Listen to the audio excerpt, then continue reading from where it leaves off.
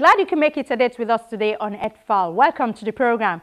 I am Ayola Kasim. In about 6 weeks' time, close to 50,000 participants, including 25,000 official delegates from government, intergovernmental organizations, UN agencies, NGOs, and civil society will meet in Paris to negotiate what is hoped to be a legally binding and universal climate agreement with the aim of keeping global warming below 2 degrees centigrade. Countries have been submitting their intended nationally determined contributions to the UN Climate Secretariat, but many are still left behind. Nigeria is one of those. Today on EdFile, we'll try to find out why Nigeria is in this category and also look at the task ahead. Do stay with us. Climate change is already having significant impacts in Nigeria, and these impacts are expected to increase in the future. Recent estimates suggest that in the absence of adaptation, climate change could result in a loss of between 2% and 11% of Nigeria's GDP by 2020, rising to between 6% and 30% by the year 2050.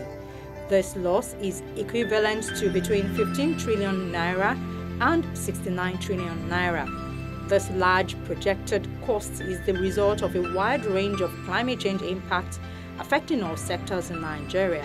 Recognizing the importance of developing a national response strategy, the government first created a national focal point, the Special Climate Change Unit within the Federal Ministry of Environment.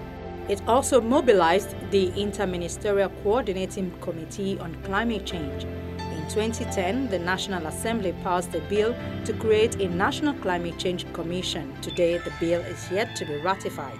Nigeria is in many of the committees. Professor Dapo Afolabi is a specialist in environmental chemistry, a pioneer staff of the Ministry of Environment. He is very familiar with the myriad of challenges confronting Nigeria's policy on the environment. When you look at environment as a sector, it is only part of a whole.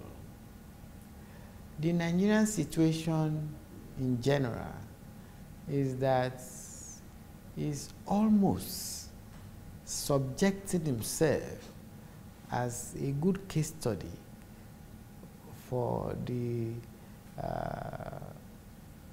resource cost theory. I hope you're familiar with that.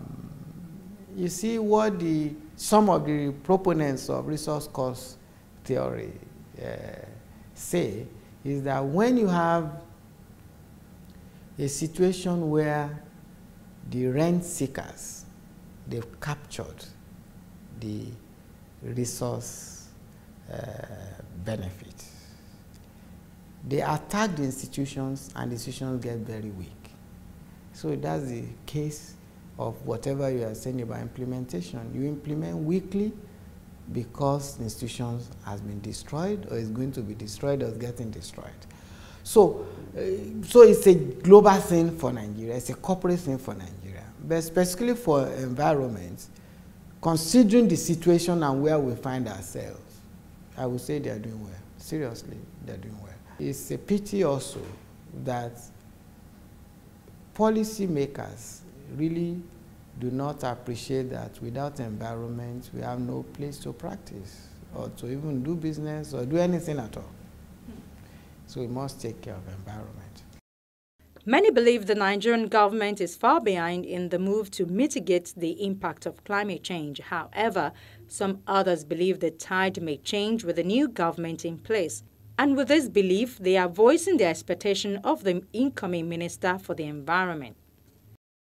The problem we've had is that we've had environmental technocrats working separately, economic planners working separately. We've not had a coherent document that allows for both to develop a policy that ensures that the environment is protected and our plans for growth is also accommodated within that. There are basic industries we must have to provide employment for the future, to provide food on people's table, to provide everything that a society will need to function in the future. We have to provide for those. And every single human activity has an environmental impact. It is not the impact that is the issue here. It is how do we ameliorate the impact while accommodating growth. So it's not about having the law, it's about ensuring that the law is balanced.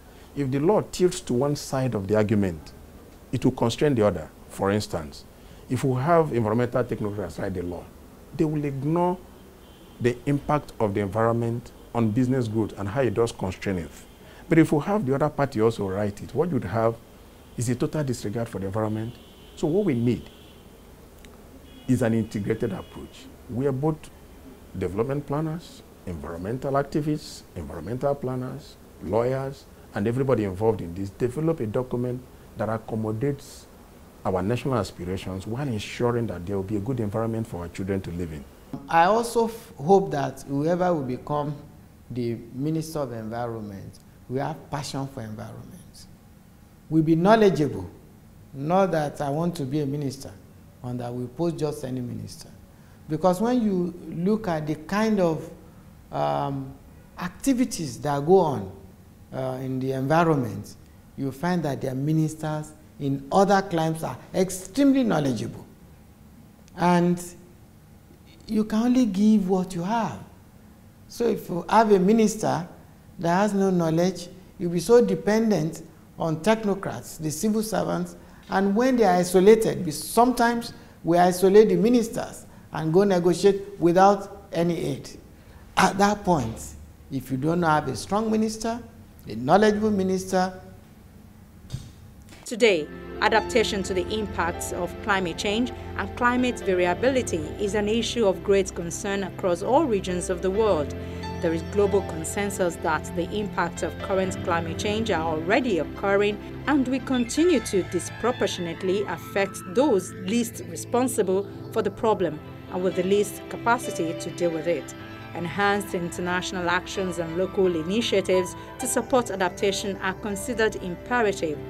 Support from developed countries for adaptation in developing countries is agreed to be an urgent concern and a matter of equity and justice. Nigeria has leveraged about $63 million of multilateral funds for climate change projects. That is according to the Overseas Development Institute.